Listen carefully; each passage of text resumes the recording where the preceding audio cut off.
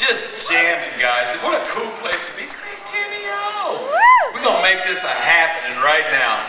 So, you know, we had a little music, and we loved it, but it's time to get back to that cool comedy. So, ladies and gentlemen, I want you to give it up for Miss Christina West. Pop it up, girl.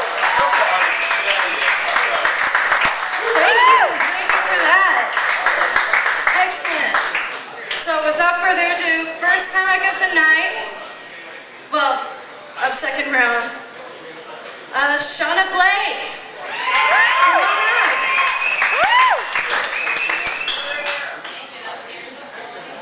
Come on up. Come on. Have fun. I'll try.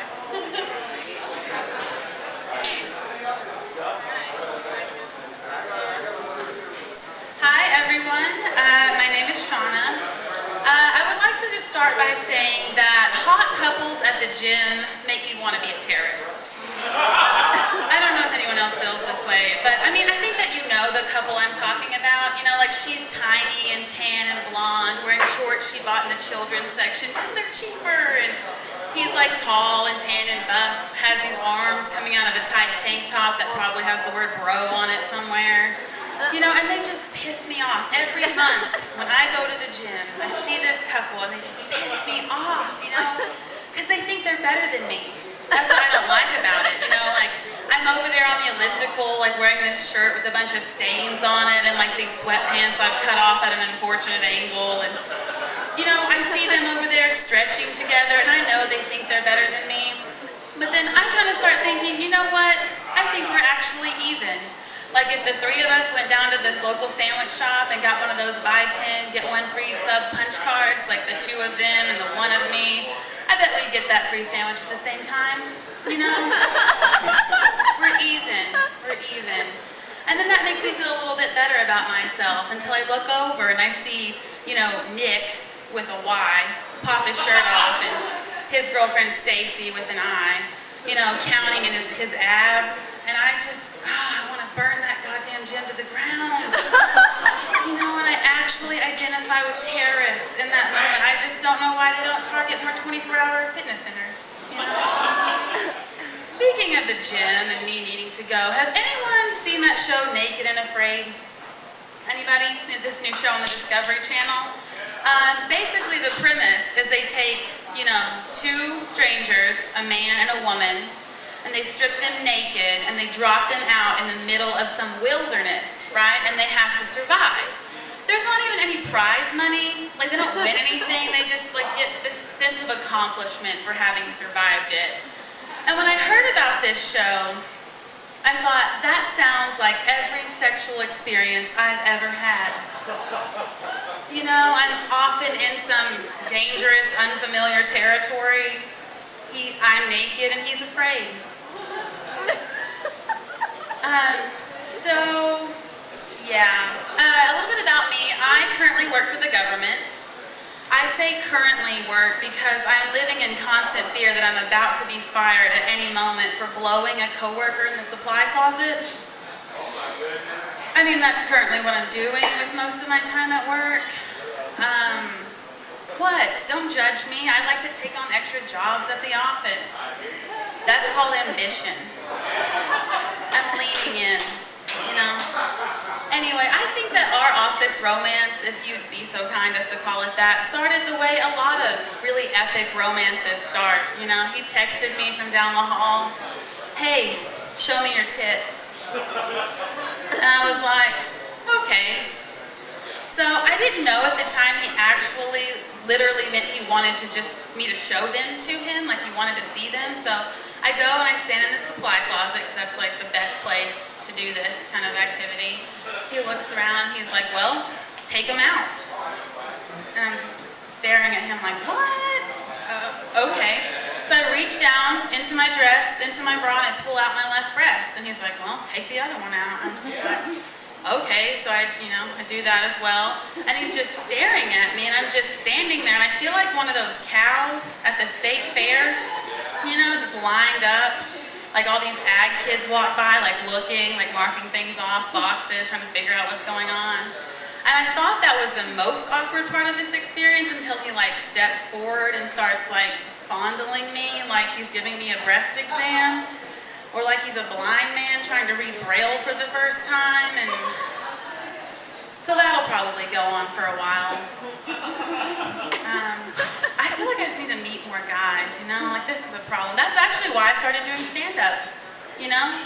I thought, I don't know very much about men, you know, but I do know that when a guy thinks about taking a girl home and like getting her into bed, he thinks about how funny that experience could possibly be. Right? Right? Is that right? Anyway, so I actually spend a lot of time in closets, it seems like, because I am also currently stalking one of my professors. Like, I recently graduated from college, so it's probably good that I graduated. I think he was about to catch on to me in my stalking. Like, he's an English professor. I know stalking is wrong and everything, but he's really hot. You know, in my defense, at least I think he's hot. You know, he actually, in reality, looks like a homeless man just wandered in off the street, started like drinking water out of a mason jar, teaching people how to write. He has this weird gray goatee that he kind of looks like any cartoon devil you've ever seen, like came to life and started teaching English. That's actually what he looks like. But he's really sickly and frail, you know, which is how I like him. Any guy that I think I could overtake him in a fight, like, that's what I'm looking for. It's easier for me to get him that way. But that's happening. I really felt like stalking him would be kind of like a Drew Barrymore movie, like a Never Been Kissed situation. But it really turned into more of a single white female, like Fatal Attraction kind of thing. I'm just hiding in his closet, like, wait, what are you doing? You're wearing the red shirt on Wednesday? That's the Thursday shirt. He's throwing me off. But, so I don't date much, if you can't tell. But when I have dated in the past, I've always only dated creative types, you know? At least that's what I call them, because they tell me the most elaborate, let's call them stories, you know?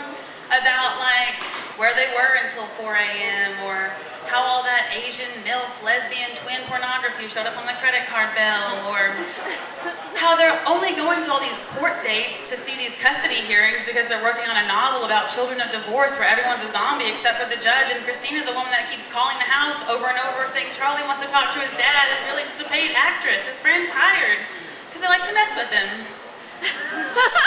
See what I mean? Creative types.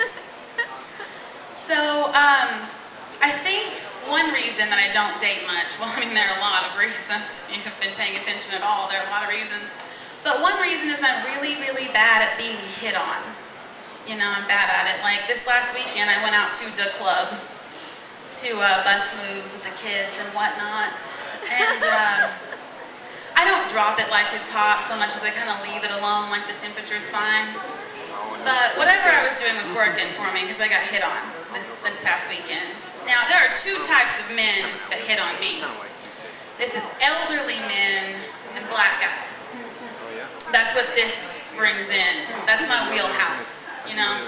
I know this to be true because of the 3 men that have hit on me, they've all fallen into one of those 2 categories. So this past weekend, I'm out at the club, you know, and I brushed my hair and my teeth before I went out, so I wasn't surprised that I got hit on. I walked past this group of guys and one of them says, "Damn, girl."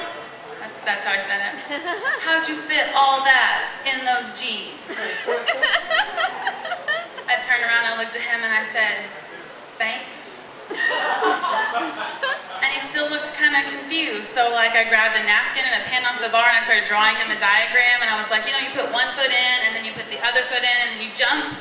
Like, I have to jump to put pants on usually. Like, you jump, and then like I lay down and I button them and I get up and I jump again. And I guess I thoroughly answered his question because he had 0 follow-up questions to that. 0 follow-up questions. But yeah, I think it's that awkwardness that is the reason I am not gonna get laid tonight. But fingers crossed, someone will need a Post-it note tomorrow in the supply closet. Anyway, thank you all. Woo!